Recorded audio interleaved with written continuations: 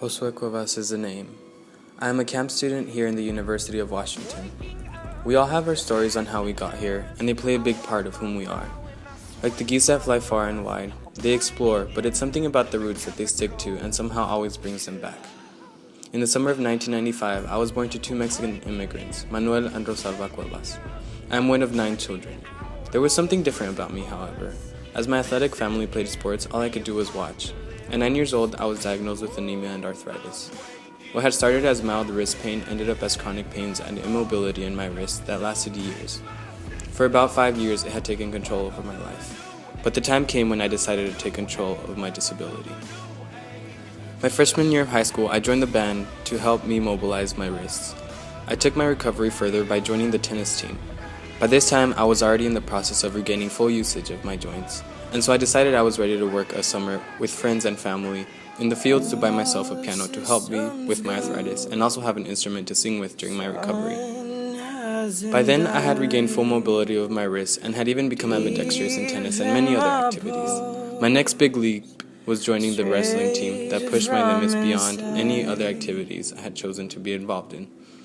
As I continued my studies in Wahluke High School and Columbia Basin College, I realized that because of my experiences as a patient in a rural community, I knew I wanted to become a part of the mission to reduce health disparities in disadvantaged communities like my own. And so I chose dentistry as my dream career because it would allow me to do everything with my hands that I couldn't do before. And I came here to follow that dream. At UW, I've been a part of great programs that have assisted me in my journey of becoming a health professional. In the future, I will be a dentist in a community clinic. But for now, I am a UW camper. What's your story?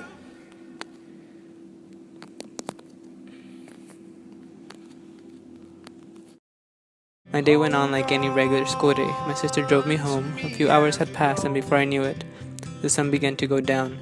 I looked out of the window and saw a police car pull up with flashing lights, but no siren. I realized that something was wrong. The policeman pulled up and asked me if I was the son of Maria Inez Reyes. I nodded.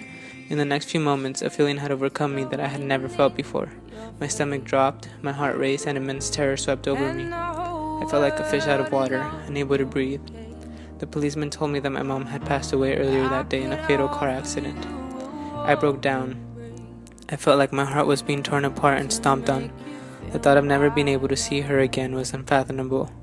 Realizing that I would never get to see her smile again or listen to her laugh one last time agonized me.